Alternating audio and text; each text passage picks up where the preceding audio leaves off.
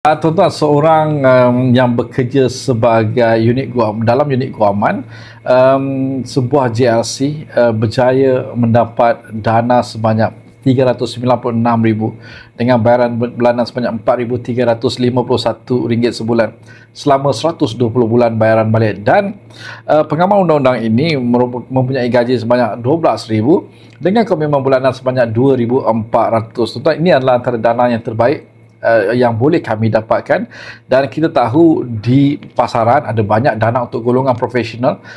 Sekiranya anda adalah golongan profesional peguam, arkitek, doktor, juru ukur, juru nilai, dan macam-macam lagi golongan profesional, dapatkan laporan pelapor kredit dan khidmat nasihat MyLoan untuk kami bantu anda mendapatkan dana dengan kadar faedah terbaik.